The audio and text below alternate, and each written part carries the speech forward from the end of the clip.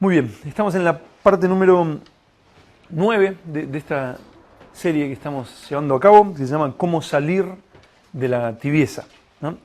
Y esta parte número 9 se llama Josías y el avivamiento. No sé si recuerdan a Sofonías. ¿Sofonías? ¿Lo recuerdan quién fue? ¿Sí? ¿Alguno lo recuerda? ¿Sí? ¿Miguel lo recuerda? Sofonías lo vimos 2 domingos atrás, no el domingo pasado, sino el anterior. Y era aquel profeta que no tenía pelos en la lengua, ¿no? Que hablaba lo que tenía que hablar y no se callaba y confrontaba. Y fue un poco como el que trabajó, digamos, Dios lo usó para generar ese avivamiento que luego vino a través de Josías, ¿sí? Del rey Josías. Y es lo que vamos a ver hoy, Josías y el avivamiento. Y para esto vamos a leer su historia, la historia de Josías, en Segunda de Crónicas 34. Segunda de Crónicas 34.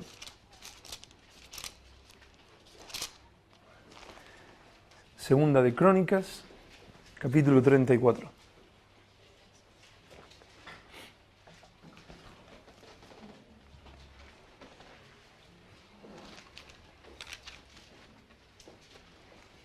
Dice, contando sobre la historia de Josías, dice, de 8 años era Josías cuando comenzó a reinar. O sea, era un niño de 8 años cuando comienza a reinar sobre el pueblo de Judá. De 8 años era Josías cuando comenzó a reinar y 31 años reinó en Jerusalén. O sea, tenía 8 años, comenzó a reinar a los 8 años y reinó 31 años. Lo asesinaron, lo mataron cuando tenía mi edad, un adolescente de 39 años. A los 39 años dejó de reinar porque murió. Pero en el versículo 2 dice, hizo lo recto ante los ojos de Jehová. O sea, Josías hizo lo recto ante los ojos de Jehová. Y anduvo en los caminos de David su padre. Él descendía de David, del rey David. Y dicen, y anduvo en los caminos de David su padre. Recuerdan que David, dice la palabra, que tenía un corazón conforme al de Dios, ¿no? Anduvo en los caminos de David su padre sin apartarse a la derecha, ni a la izquierda. O sea, anduvo recto delante del Señor, ¿no? Tenía una vida recta delante de Dios. Anduvo en los caminos de David, hizo lo recto ante los ojos de Jehová, no dijo un poquito por aquí, un poquito de carne, un poquito de mundo y un poquito del Señor, unas vacaciones de 3 años y luego un poquito del Señor de vuelta, y no, sino que anduvo recto Josías, a diferencia de lo que ya habíamos visto de los reyes Manasés y Amón. ¿Recuerdan? Que ellos corrompieron al pueblo de Judá y era el abuelo y el padre de Josías. Sin embargo, Josías vive de otra manera, no sigue el camino de Manasés y de Amón, sino que comienza, o sea, desde el principio, quiere caminar recto delante del Señor. Y seguimos leyendo. En el 3 dice, a los 8 años de su reinado, o sea que comenzó a reinar a los 8 años, a los 8 años de su reinado, ¿qué edad tenía? 16 años si no me fallan las matemáticas. A los 16 años, o sea, a los 8 años de su reinado, siendo un muchacho, o sea, era un adolescente, comenzó a buscar al Dios de David, su padre. Y a los 12 años, o sea, a los 16, comenzó a buscar al Señor. Y a los 12 años de este reinado, o sea, a los 20 años, cuando tenía 20 años, lo comienza a buscar a los 16, y a los 20 años comenzó a limpiar a Judá y a Jerusalén. O sea, él comienza a buscar al Señor, y el Señor lo empieza seguramente a tratar a él y a limpiar a él. Empieza a los 16, a los 20, a los 4 años, dice, bueno, no solamente me tengo que limpiar yo, no solamente yo debo buscar al Señor, sino que soy el rey. Debo llevar al pueblo, a lo mismo que Dios me ha estado llevando a mí, tengo que llevar al pueblo sobre el cual reino. Entonces dice, comenzó a limpiar a Judá y a Jerusalén de los lugares altos. Ya vimos que los lugares altos se refiere a lugares donde adoraban a demonios. Comenzó a limpiar a Judá y a Jerusalén de los lugares altos, imágenes de acera, esculturas e imágenes fundidas. Y derribaron delante de él los altares de los Baales. O sea, estamos hablando del pueblo de Dios. No era un pueblo pagano ni nada por el estilo. El pueblo de Dios rodeado de todo esto. Corrompido detrás de imágenes de acera, detrás de lugares altos adorando demonios, esculturas, imágenes fundidas. Y derribaron delante de él los altares de Baales. Había altares a Baal, a un ídolo. E hizo pedazos las imágenes del sol. Adoraban al sol. Que hasta el día de hoy les sorprendería saber que hay gobiernos adorando al sol. Pero es un tema para otro momento. Que estaban puestas encima. Despedazó también las imágenes de acera, las esculturas y estatuas fundidas, y las desmenuzó, y esparció el polvo sobre los sepulcros de los que les habían ofrecido sacrificios. Quemó además los huesos de los sacerdotes sobre sus altares y limpió a Judá y a Jerusalén. Lo mismo hizo en las ciudades de Manasés, Efraín, Simeón y hasta Neftalí, y en los lugares asolados alrededor. Y cuando hubo derribado los altares y las imágenes de acera, y quebrado y desmenuzado las esculturas, y destruido todos los ídolos por toda la tierra de Israel, volvió a Jerusalén. O sea, ¿qué hizo Josías? Comenzó a buscar al Señor a los 16 años, pero a los 20 años dijo, bueno, esto mismo lo debo hacer en el pueblo sobre el cual reino. O sea, un pastor, un líder, lo primero que debe hacer es comenzar a buscar al Señor. Que parece, alguno puede pensar, es obvio, ¿no? Es pastor, es un líder, ¿no? Tiene que buscar al Señor. Sí, sería fantástico que todos lo hiciéramos, pero todos debemos buscar al Señor en nuestra vida privada y luego eso mismo lo trasladamos al pueblo sobre el cual no reinamos, porque no somos reyes, simplemente pastoreamos como un pastor con sus ovejas. ¿Y a dónde voy a guiar a las ovejas? A lo mismo que el Señor me ha estado hablando y corrigiendo a mí, por el camino recto que me ha estado guiando el Señor. Y ahí comenzamos a limpiar de tanto ídolo. ¿Metido dónde? ¿En Egipto? ¿Dónde? En el pueblo de Dios. Estaban llenos de idolatría, de basura, verdaderamente. En este relato encontramos al pueblo de Dios ¿en qué? En un descuido completo de la palabra de Dios. Encontramos al pueblo de Dios abandonando a Dios. Al pueblo de Dios lejos de Dios, adorando demonios. No lo lean, pero si quieren lo pueden anotar en 2 de Reyes 23:7. Dice que en el mismo templo de Dios hacían prostitución idolátrica. ¿Qué es eso? Que había mujeres ahí en el mismo templo de Dios, viviendo ahí en el templo de Dios, mujeres que tenían relaciones con hombres. Entonces uno decía, bueno, yo quiero adorar a Cera. Ah, bueno, ven, pasa por esta habitación y en esta prostitución idolátrica adoramos a Cera, o a Baal, o a este, o al otro. ¿Dónde lo hacían? Dentro del pueblo, dentro del pueblo, pero dentro del templo de Dios.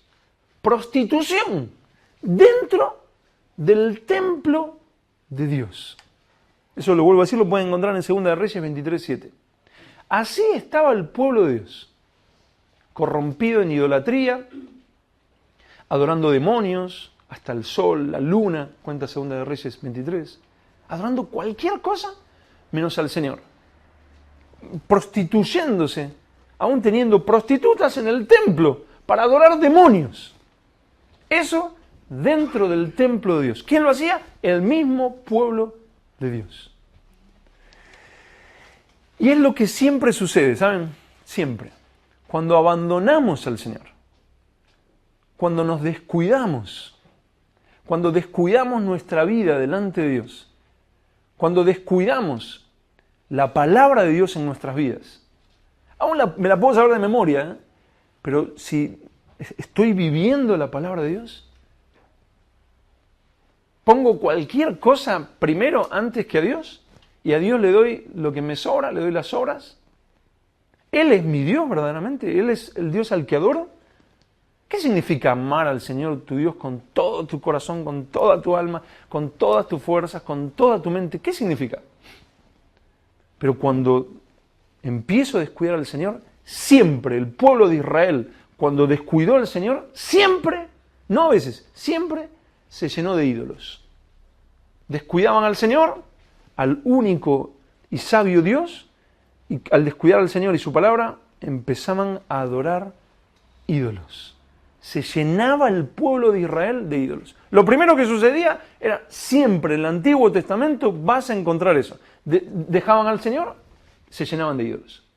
Y lo segundo que sucedía, siempre, es que el pueblo de Israel se comenzaba a llenar de profetas y sacerdotes de esos ídolos. Dejaban al Señor y entraba Baal, entraba Sera, entraba Moloch, entraban todos los dioses falsos.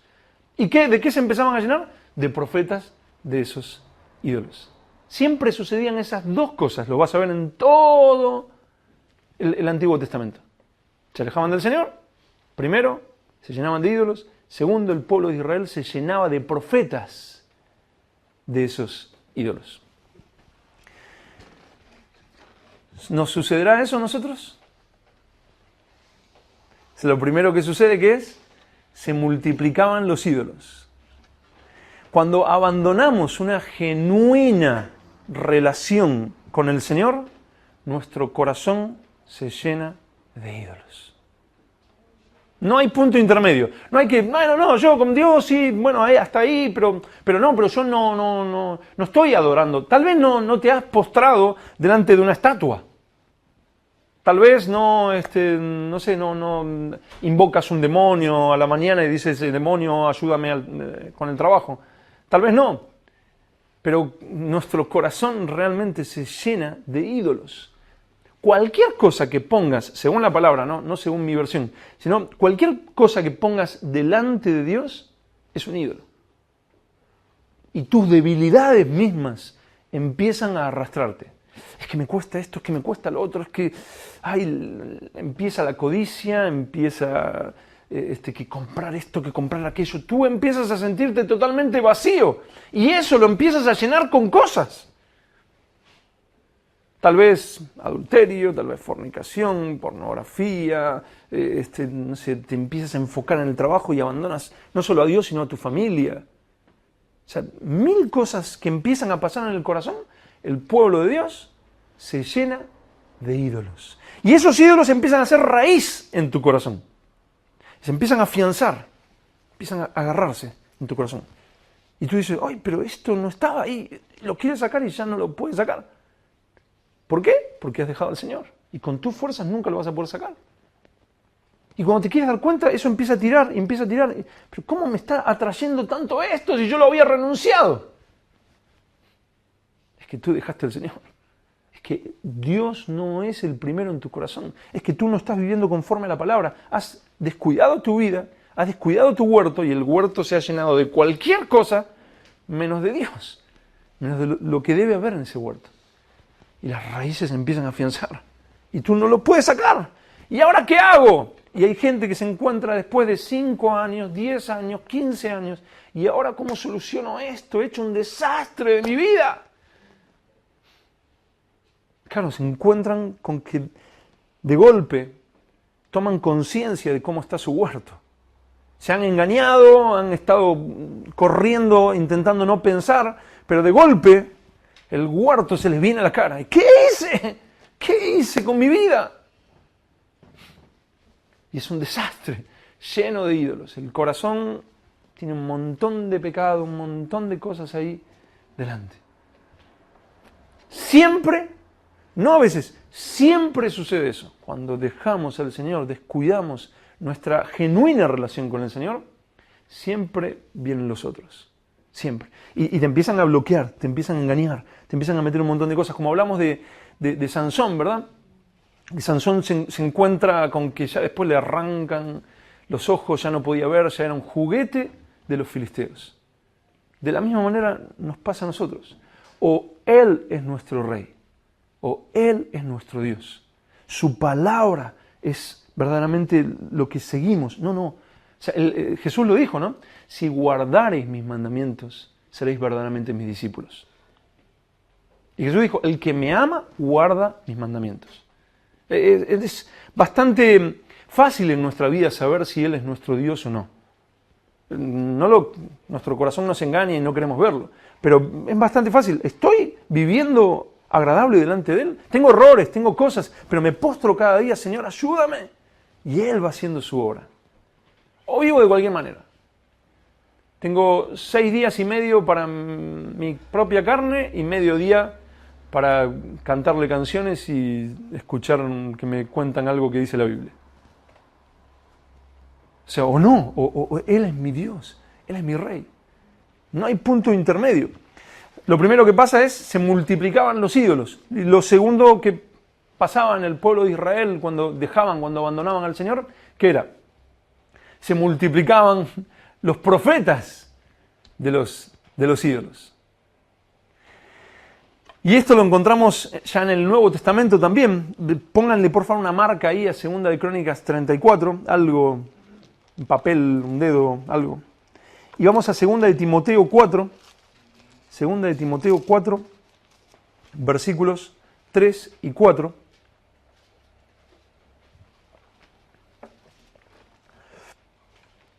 Segunda de Timoteo 4, versículos 3 y 4. Donde Pablo, a punto de morir, le escribe a Timoteo y le está dando consejos finales con un valor, yo creo que incalculable, ¿no?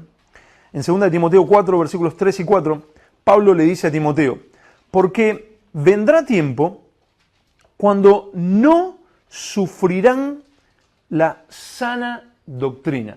¿Qué significa no sufrirán, no? No soportarán. O sea, no la soportan. La oyen, pero no, o sea, no, eso no lo quiero. ¿El qué? La sana doctrina, la saludable enseñanza de la palabra de Dios. Vendrá tiempo cuando no la soportan, no quieren nada con eso, dice Pablo. Porque vendrá tiempo cuando no sufrirán, no soportarán la saludable enseñanza, la sana doctrina, sino que teniendo comezón de oír. ¿Qué es comezón de oír?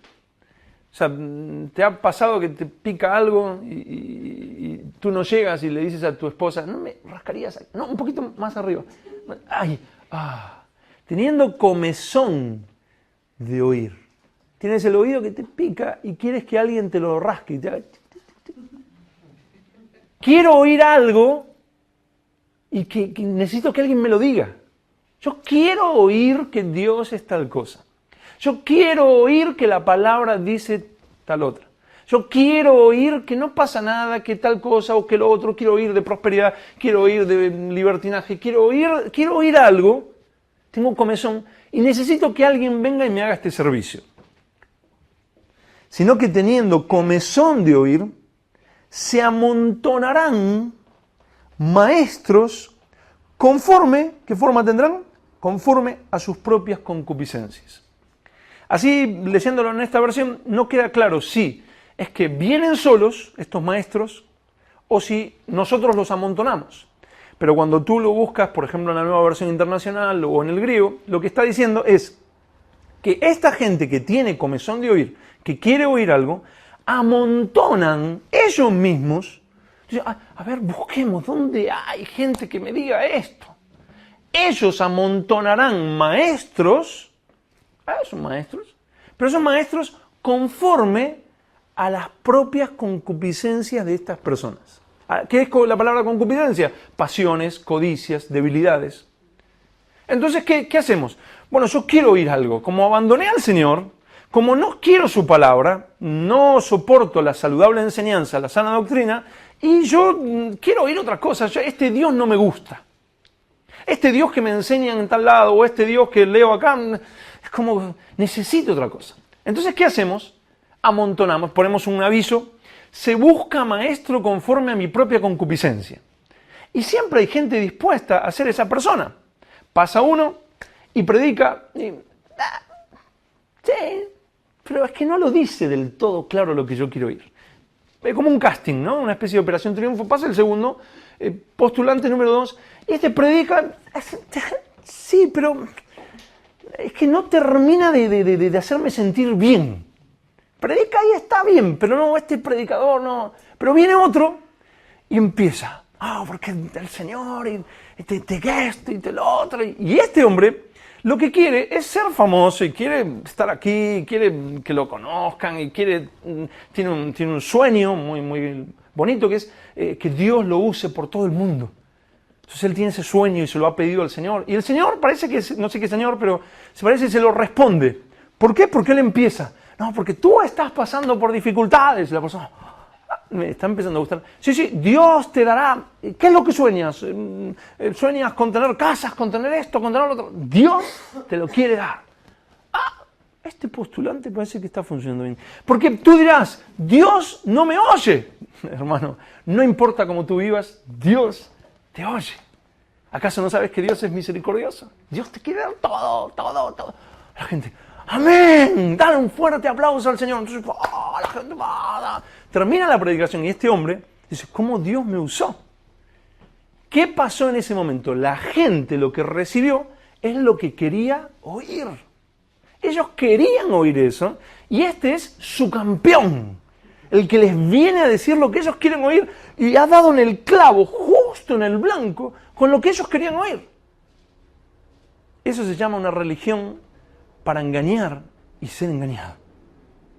Tú los engañas con lo que ellos quieren oír y ellos te engañan diciéndote tú eres un hombre de Dios. Pero eso no tiene nada que ver con el Evangelio. Y no solamente eso, sino que les dice, sí, porque el Señor, miren, la verdad, anoche soñé, no sé por qué, soñé con que estaba en la iglesia donde me crié, donde conocí a Vero, y yo estaba predicando. Y yo predicaba, yo decía, qué raro que estoy aquí predicando, ¿no? Pero yo predicaba, sí, ¿por qué esto y lo otro? Y dale un fuerte aplauso al Señor. Y cuando estoy haciendo eso, digo, ¿qué estoy haciendo? Estoy haciendo lo mismo de donde salí. O sea, en esa iglesia se vive así. En el mismo sueño yo me replanteaba, ¿qué estoy haciendo? ¿Qué estoy haciendo, Señor? No, ¿por qué predico? ¿Por qué? En el mismo sueño me replanteaba. Y eso es exactamente lo que pasa. La gente misma te incentiva.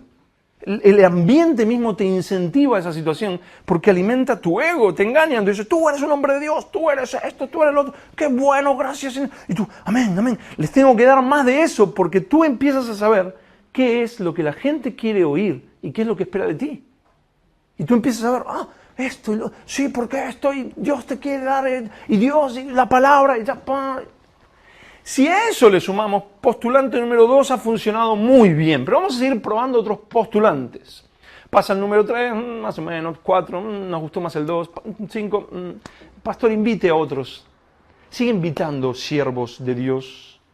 Pasa el número 55. El número 55 no solamente da en el blanco de lo que quiero oír, sino que encima es muy chistoso. Y me lo habla de una manera. El otro me gustaba porque me enseñaba, pero este encima me hace pasar un momento buenísimo. Entonces empiezo, termina, hermano, qué bendición que haya venido, qué reunión gloriosa. Postulante número 122, dan el blanco, es chistoso y encima hace predicaciones cortitas que dan en el blanco. Y me hacen ver un Dios que es un colega, como se dice aquí, ¿no? Es un amigote ahí que yo le digo, mira, esto, lo otro, Señor, vamos a salir, y no sé qué. Realmente el 192 cumplió todas mis expectativas, así que mira, nuestra editorial va a editar tus libros. Todos nosotros los vamos a comprar. Te vamos a invitar a nuestros congresos y tú serás el próximo ídolo evangélico de nuestro mercado. ¿Qué pasó? Todo comenzó en el abandono del Señor. Tanto del predicador, que quizás no es ni nacido nuevo, porque hay gente ni nacida nueva. Porque es simplemente saberte algunos truquitos, usar la palabra, cualquiera puede leer la Biblia. Pero el pueblo de Dios abandona al Señor. Y después nos quejamos. Y decimos, estos falsos maestros que nos enseñan cualquier cosa. Perdón, ¿quién amontona a esos maestros? Nosotros. Porque ya no queremos oír a Dios. Ya queremos que vengan y nos diviertan y nos digan lo que nosotros queremos oír. El que se para aquí, el que predica, primero debe exaltar a uno solo, al Señor, no a ti. Tú debes venir aquí a oír de Él, no de ti. Tú vienes a oír del grande, del sublime, del alto y sublime. Segundo, En primera y segunda de Timoteo no encuentro en ningún momento consejos de Pablo a Timoteo diciéndole, mira, incentívales el ego y ellos querrán dar todo. Mira, sé muy chistoso, o sé muy así, o sé muy asá, dale lo que ellos quieren oír. En ningún momento encuentro eso. Primera y segunda de Timoteo son dos cartas excelentes para el pastor y predicador que quiere saber qué debe hacer en el púlpito.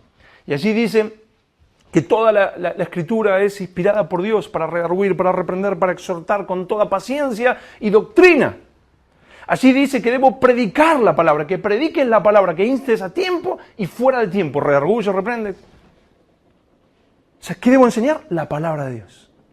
¿Para qué? Para que tú te instruyas en el Señor, para que Dios, como decía el salmista, que lo leímos el viernes, el salmista, creo que era David, que decía, envía tu luz y tu verdad, estas me guiarán. Tu luz, el Espíritu Santo iluminando la palabra de Dios, tu luz y tu verdad. Las dos cosas funcionan en el mismo momento. La luz de Dios, el Espíritu Santo iluminando la palabra, en la predicación, en tu estudio privado de la palabra de Dios, y la palabra de Dios, la verdad de Dios, haciéndote libre. Pero libre según Dios, no libertinaje, no libertad para la carne, libre según Dios, para agradar a Dios, para servirle. Te libera del pecado, te libera de las cosas que te hacen mal, y tú postrado delante de Él, alabando a Dios. Envía tu luz y tu verdad, estas me guiarán. ¿A dónde? A tu monte santo, a la presencia del Señor, para conocerle, para deleitarte en Él, para que lo puedas conocer a tu Dios, para que puedas tener seguridad de que no te estás engañando tú mismo, de que no estás amontonando maestros que te dicen lo que tú quieres oír. La luz de Dios y la verdad de Dios para servirle a Él, para seguirle a Él. Siempre en el pueblo de Israel sucedían estas dos cosas, pero comenzaban por el abandono de Dios y de su palabra. Y esto es lo que nos está pasando hoy en día. Tenemos falsos maestros hasta decir basta. Tenemos lobos metidos en la iglesia enseñando cualquier cosa. ¿Quiénes son los culpables? Nosotros. Hemos hablado contra el falso maestro tal, contra el mago no sé cuánto, haciendo milagros con la botellita de agua y no sé qué, pero toda esa gente está ahí porque hay un mercado que lo consume, que ha abandonado a Dios y quiere oír eso. Y nosotros, cada uno de nosotros, hemos formado parte de este abandono de Dios y por eso tenemos miles y miles de ídolos y profetas de esos ídolos metidos dentro nuestro. Si el pueblo de Dios se volviera a Dios, esta gente no tiene lugar, no tiene mercado. Si existe Coca-Cola es porque hay gente que toma Coca-Cola, si existe McDonald's es porque hay gente que consume McDonald's. Y si hay ídolos y hay profetas de estos ídolos, es porque hay gente, nosotros los hemos consumido. Nosotros hemos dicho, ay, qué lindo el libro, ay, qué bueno, esto me gusta, esto me hace bien.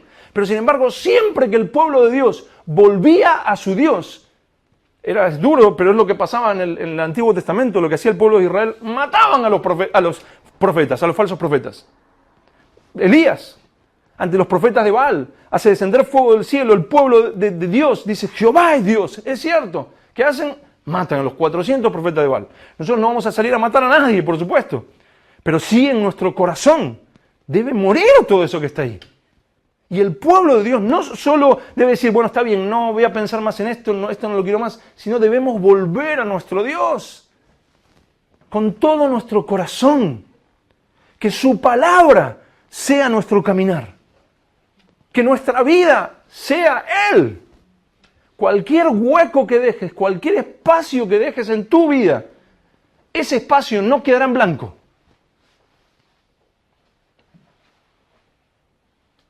Cualquier hueco que dejes, que no lo llena el Señor, que no lo sometes a Dios, detrás vendrá la mentira a tomar lugar. Sí o sí. Y eso te hundirá. Someteos a Dios, resistid al diablo y él huirá de vosotros. No dice, haz guerra espiritual, sube al edificio más alto de Madrid, a esos los que hicieron ahora los 3 edificios de eso, sube ahí y empieza a gritarle al diablo. No, te sometes a Dios. A ver, en este punto, en esto, ¿Qué es lo que tú quieres en esto? ¿Qué es lo que tú quieres en aquello, Señor? ¿Qué es tu voluntad? Tú eres mi Dios. Tú has cambiado de rey. Tú ya no eres tu rey. Tú, al venir a la iglesia, lo que has hecho, nadie te ha engañado, yo te lo vengo diciendo desde que la primera vez que ha venido. O sea, al venir a la iglesia lo que has hecho es, ya no soy mi dueño, ya no soy mi rey, ya no soy mi Señor. He cambiado de Dios. Antes, mis pasiones eran mi dueño. Mis pasiones me decían qué es lo que debo hacer. Ahora he renunciado a eso y es Él el que me dice cómo debo vivir. Eso no es nada raro, no es para el apóstol Pablo solamente, es el Evangelio. ¿Cómo te suena eso de si alguno quiere venir en pos de mí, niéguese a sí mismo, tome su cruz y sígame? ¿Qué es una crucecita en el cuello? Cristo murió en la cruz. Y tú debes ser crucificado en la cruz. Ya tu vida no es tuya. Ahora lo sirves a Él, lo sigues a Él. ¿Que quiere vivir en pecado? Cada uno con su religión, como dice Chuy Olivares. ¿Que quiere seguir con tus cosas? Jamás te vamos a obligar a nada ni te vamos a decir nada. Pero mi obligación delante de Dios es decirte que cualquier espacio en tu vida que no se la sometas a Dios, detrás vendrán ídolos, tomarán tu corazón y tarde o temprano vendrá un profeta de ese ídolo que te dirá que está todo bien, que no te sientas culpable, que Dios te quiere dar eso, que Dios quiere hacer eso. ¿Sí o sí? Siempre. ¿Sí o sí? Pero Josías, en vez de entregarse a los ídolos como el resto del pueblo, o bueno, como muchos del pueblo de Judá, y como su padre y como su abuelo, en vez de rendir su vida a todo eso, prefirió rendirse al Señor. Si el Señor, cueste lo que cueste, yo quiero seguirte, Señor. A los 16 años, necesita un joven que en las reuniones de jóvenes sean juegos divertidos, porque si no, no viene. Al menos están en la iglesia, se dice, ¿verdad? O sea, a los 16 años buscando al Señor. A los 20 años transformando un pueblo. Y a los 26 años no solo destruye todo ídolo que había, sino vamos a verlo, volvemos, espero que hayan puesto una marca, en 2 de Crónicas 34.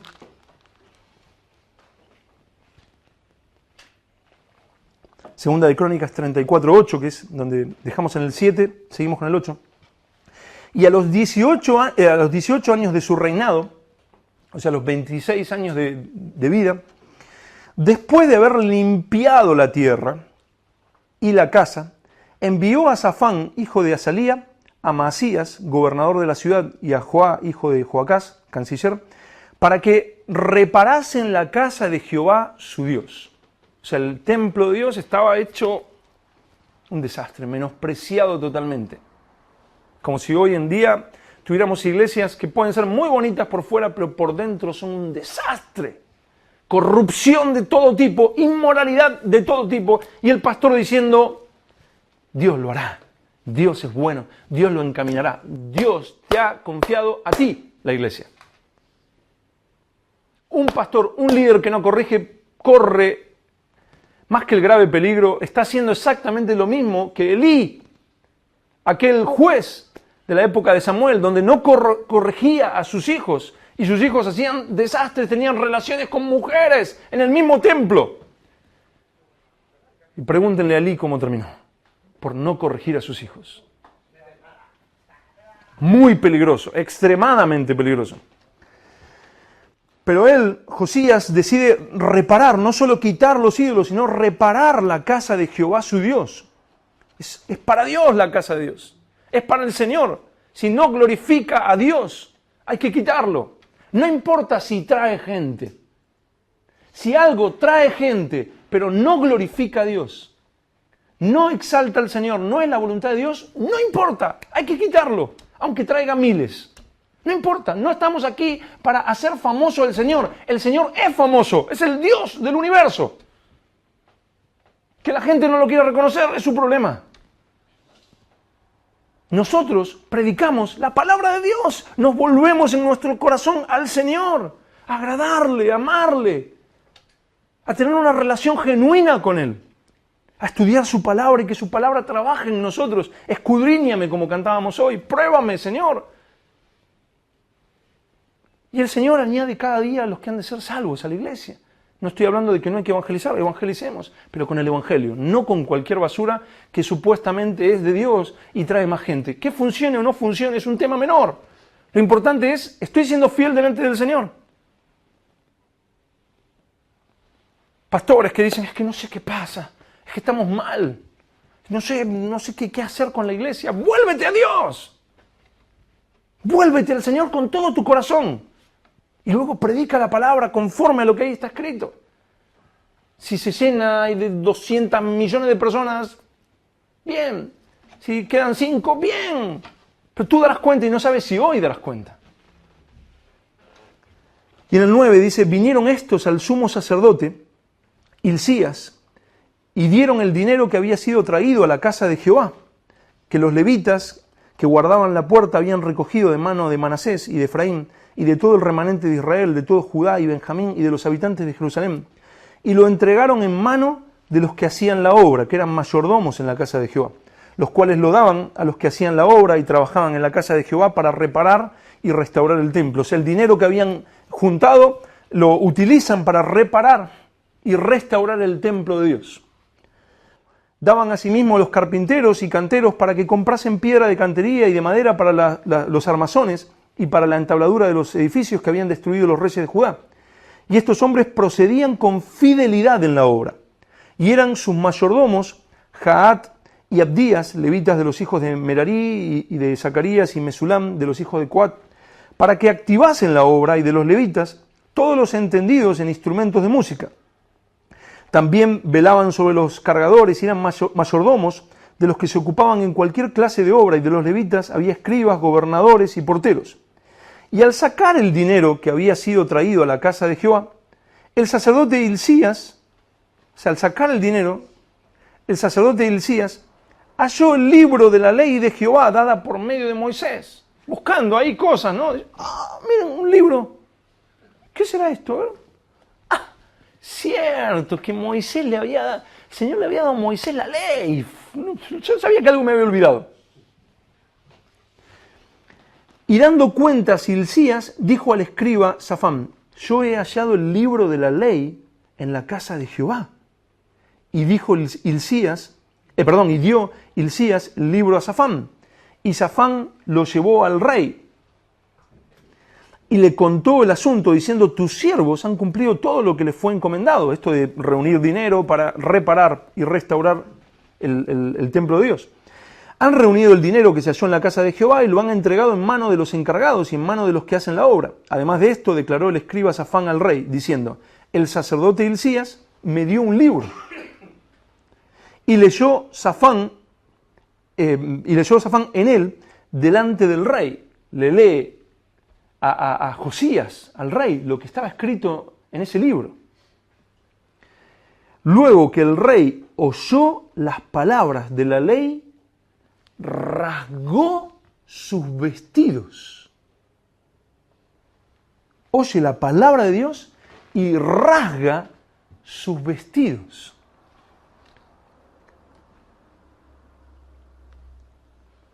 Y mandó a Hilcías y a Ahicam, hijo de Safán, y a Abdón, hijo de Micaía, y a Safán, escriba, y a Asaías, siervo del rey, diciendo, andad, consultad a Jehová por mí y por el remanente de Israel y de Judá, acerca de las palabras del libro que se ha hallado, porque grande es la ira de Jehová que ha caído sobre nosotros. Por cuanto nuestros padres no guardaron la palabra de Jehová para hacer conforme a todo lo que está escrito en este libro. O sea, Josías desde los 16 años comienza a buscar al Señor. A los 20 empieza a quitar los ídolos. A los 26 empieza a restaurar el templo, la casa del Señor. Pero encuentran la palabra de Dios y cuando se la leen a Josías, Josías rasga sus vestidos, toma conciencia de su pecado y del pecado del pueblo sobre el que reinaba. La palabra de Dios le trae conciencia de su pecado y de la ira, ¿verdad? Dice ahí, o le estoy agregando, la ira de Jehová. La ira de Dios sobre su pueblo. ¿Qué le trae convicción? La palabra de Dios. ¿Saben? Una de las cosas que más me preocupa en esta vida es cómo uno puede ser inconsciente completamente de quién es Dios y de la santidad de Dios. Uno puede estar totalmente despreocupado, vivir totalmente tranquilo, pensando que está bien, y Dios airado contra esa persona. Porque a veces parece que no pasa nada, ¿verdad? O sea, vemos el mundo que parece que no pasa nada. Pero dice que de repente viene su ira, ¿no? Dice la palabra. Pero necesitamos la palabra de Dios para que abra nuestros ojos, para que abra nuestro entendimiento, para que nos muestre la santidad de Dios. La necesitamos desesperadamente. Miren, si yo pienso que Dios es más o menos como yo, de santo, pobre Dios. Ese sí que es un Dios con minúscula y muy pobrecito. Pero yo pienso que es así. Yo no necesito gran dependencia de Dios. Yo puedo vivir como ese Dios, que me he fabricado yo mismo, por supuesto, y que me he amontonado unos cuantos profetas para que me hablen de ese Dios. Pero yo puedo vivir así. Yo no necesito gran dependencia de Él. Ayúdame, oh Dios, para vivir como tú. Si es igual a mí. Es igual de malo, igual de egoísta, igual de esto, igual del otro. No pasa nada, él es un colega, está conmigo, vamos aquí, vamos allá, ayúdame en esto, ayúdame en lo otro, pero así como, que sé que hay que decirlo, porque me enseñaron en la iglesia que debo decir Dios ayúdame. Pero puedo vivir sin orar, puedo vivir sin leer la palabra, puedo vivir de cualquier manera. Total, no pasa nada, ¿verdad? Dios entiende. Si el pastor también vivirá así, seguro. Pero ¿qué pasa cuando viene alguien y me enseña, no, mira, Dios es santo? Y me lo sube, supongamos, hasta el techo. Y yo hago así y no llego al techo. Pero no está tan lejos, ¿verdad? Es simplemente un poquito más de esfuerzo, alguna cosita que necesito como para llegar al techo. Entonces, Dios ayúdame. Pero más o menos está cerca, tampoco hay tanta diferencia. Que Dios no se va a enojar por la pequeña diferencia que hay entre nosotros. Pero ¿qué pasa si tú comienzas a buscar al Señor verdaderamente? Te empiezas a acercar al Señor. Empiezas a clamar, empiezas a arrepentirte y empiezas a estudiar la palabra de Dios. Y de golpe te das cuenta con que Dios es santo, santo, santo.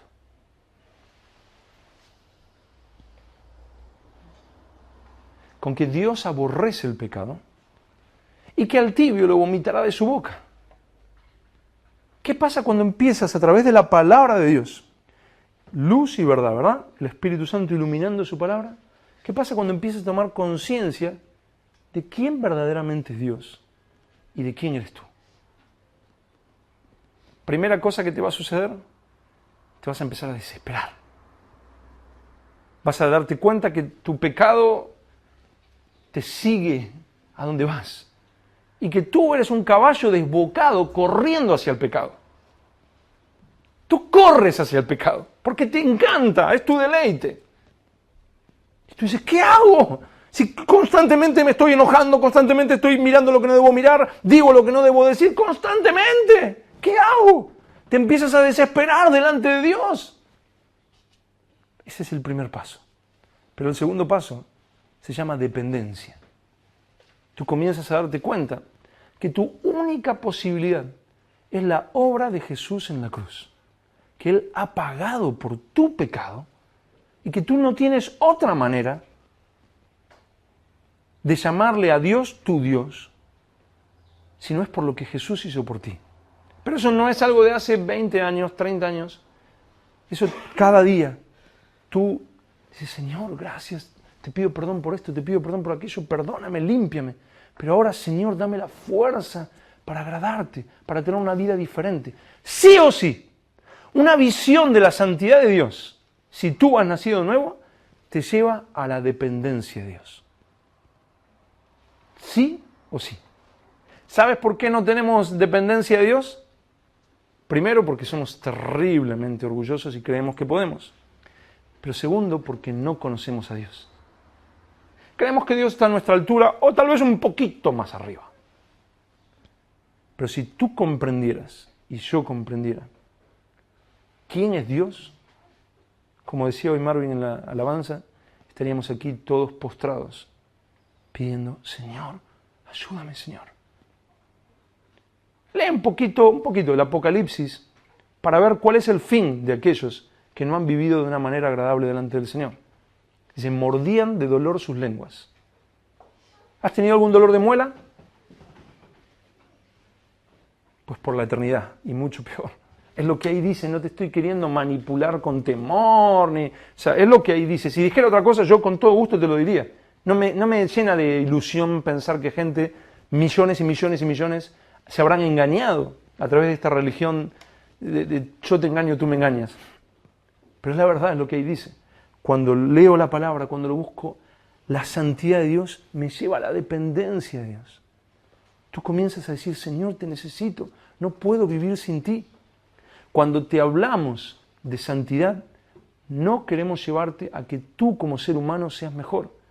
Queremos llevarte a que dependas de Dios, que te postres ante Él y Él sea tu fuerza, Él sea tu clamor. Señor, te necesito. No puedo vivir a esta altura. La altura es demasiado alta. ¿Que no quieres vivir así?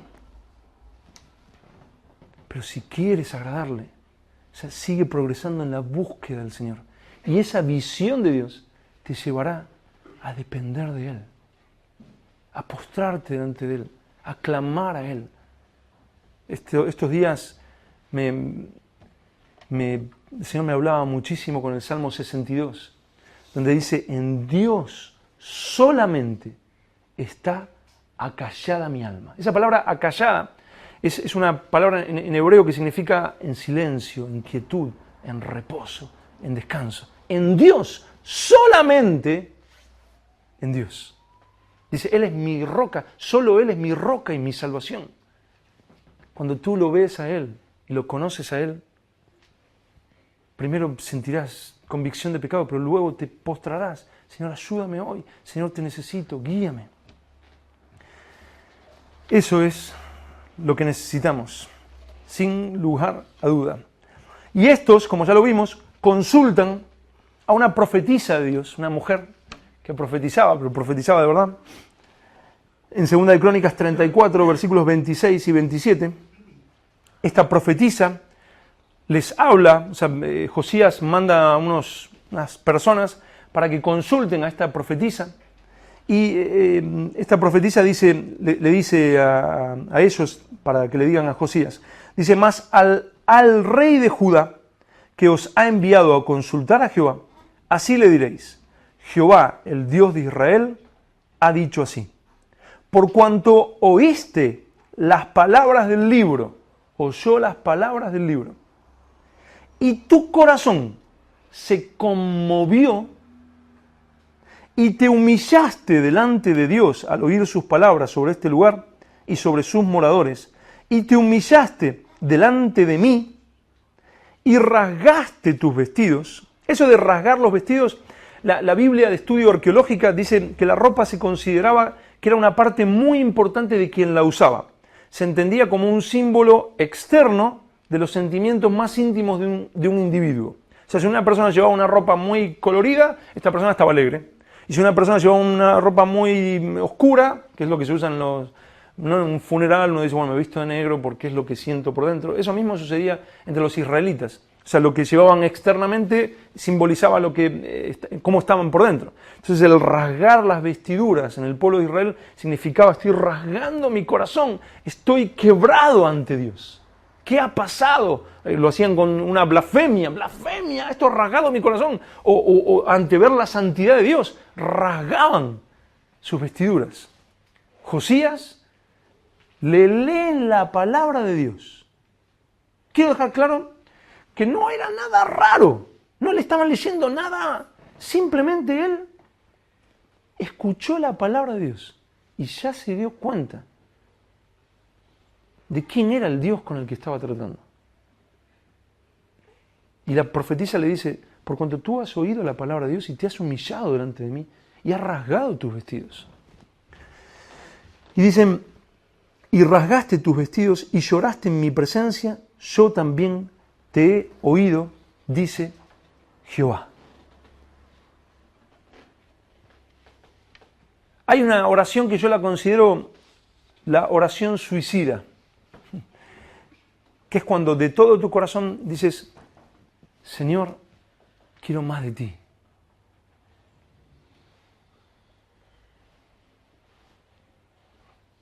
O sea, eso es muy suicida.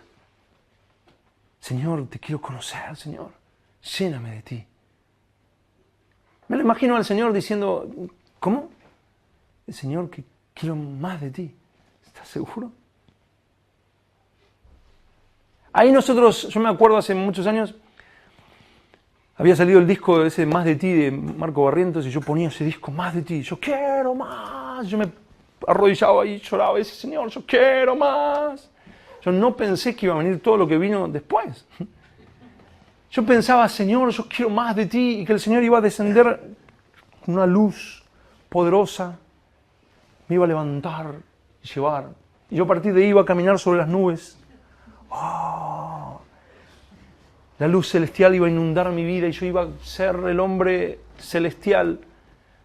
Pero sin embargo no sucedió nada de eso. Sino que Él empezó a tratarme. Dijo, tú quieres más de mí. Eso significa menos de ti. Porque el vaso entra o tú o yo. Así que tú quieres más de mí, hay que sacar de ti. Y llevamos unos cuantos años, yo creo que unos 10 años, donde Él está quitando de mí y poniendo muy a poquito de Él. Porque parece que a mí, el mí cuesta salir, pero el de Él cuesta ponerlo. Si tú quieres más de Él, si tú quieres volver a Él, si tú quieres agradarle a Él, si tú quieres que Él sea tu Dios, si tú quieres ser cristiano, tú debes morir y Él debe vivir. Y eso significa dolor.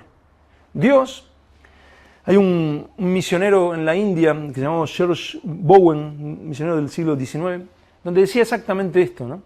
Y él decía que cuando uno ora así, en vez de llevarte a los cielos, Él te empieza a llevar a un lugar, como un museo, ¿no? Y hay obras, parecen obras de arte, pero cuando tú te acercas, dice codicia. Y tú dices, ¡ay, qué horrible esto! Y el Señor te dice, mira un poquito más de cerca. Entonces tú miras y está tu nombre y un montón de fechas. Entonces, esto es mi vida, ¿no? Sí. Y mira aquí, no sé, mentira, adulterio, fornicación, esto y lo otro. Y dices, esto es el museo de la muerte, es el paseo del terror, esto, Señor. Sí, pero mira los nombres y las fechas. Y tu nombre y tus fechas están ahí. Y dices, Señor, ¿qué es todo esto? Esta es tu vida.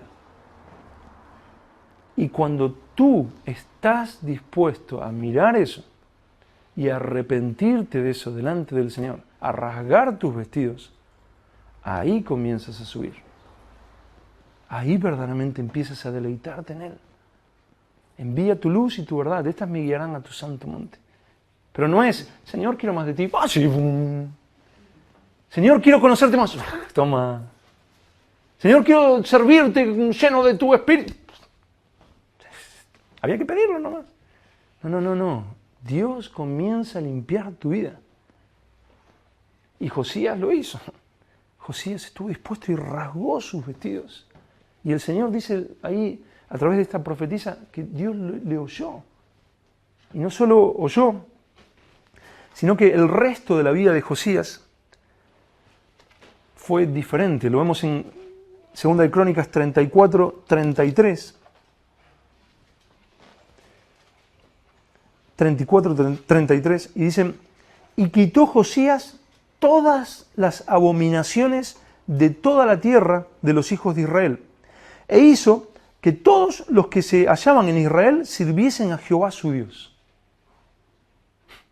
O sea, una persona, ¿no? Primero fue Sofonías profetizando, hablándole sinceramente al pueblo de Dios, y luego Josías volviendo a todo el pueblo de Dios a Dios.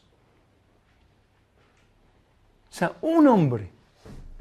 ¿Quién está dispuesto a guiar a otros a Dios? Primero, a postrarse delante del Señor. ¿Tú quieres ser usado por Dios? ¿Tú quieres servirle? ¿Tú quieres ser un hombre de Dios, una mujer de Dios? Tú primero debes pasar por este proceso. Si no, serás un charlatán. Si no, serás un estorbo. Y el que no recoge, dijo Jesús, desparrama. ¿Cómo hago con la iglesia? ¿Cómo hago con mi grupo? La gente se me va. No viene toda la gente que yo quisiera. La economía está mal de la iglesia. No sé qué hacer con esto. No sé qué. Vuélvete a Dios. Con todo tu corazón. No sé qué hacer con mi familia. No sé qué hacer con mi esposa. No sé qué hacer con mi esposo. No sé qué hacer con mis hijos. Vuélvete a Dios. ¿No será que Dios está contra tu familia? Blasfemia. ¿Dios contra la familia? Dios nunca puede estar contra la familia. Dios está a favor. Él hace manifestaciones a favor de la familia. ¿Sí? Dios instituyó la iglesia, ¿sí o no? Sin embargo, Dios en Apocalipsis estaba contra la iglesia. Si no quitas estas cosas, estaré contra ti.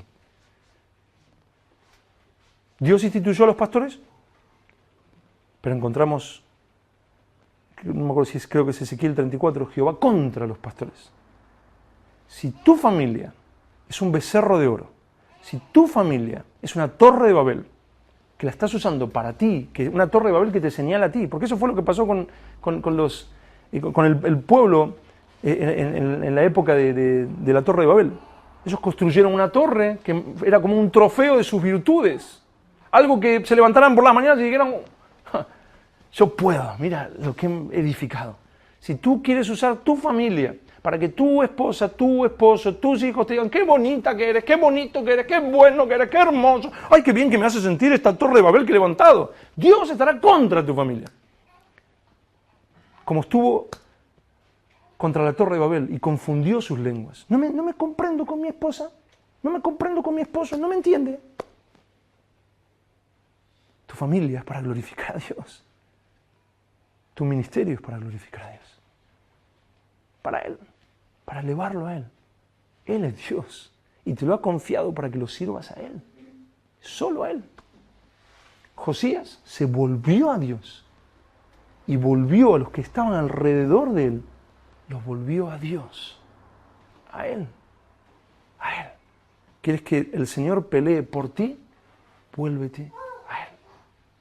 Él es Dios.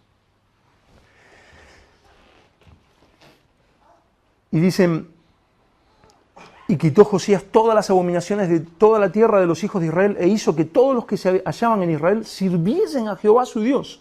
No se apartaron de en pos de Jehová, el Dios de sus padres, todo el tiempo que él vivió. El pueblo de Dios no se apartó de Dios todo el pueblo que Josías vivió. Josías seguía firme buscando al Señor hasta el final. E hizo lo recto, leímos al principio, delante del Señor. No se apartó ni a derecha ni a izquierda. Y el pueblo de Dios seguía a Dios mientras Él vivía. Ruego que así seas como hombre de tu casa, como esposa de tu casa, como una mujer piadosa que se ayuda. Ruego que así seas como líder, que así seas como en tu trabajo. Así fue Josías. Un avivamiento no es algo que tú haces para tener más poder.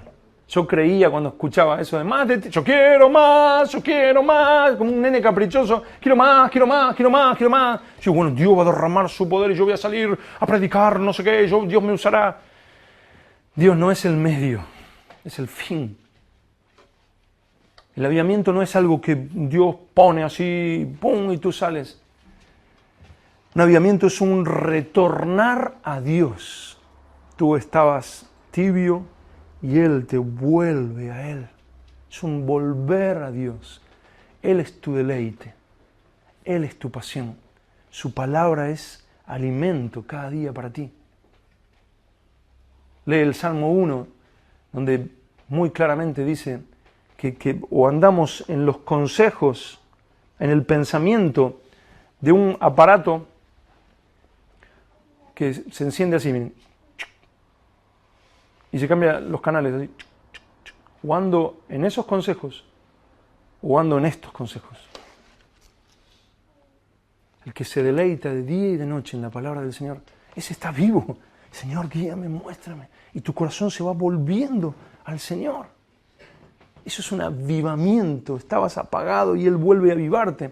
Richard Owen Roberts dijo, todo avivamiento verdadero constituye un retorno de las personas a Dios.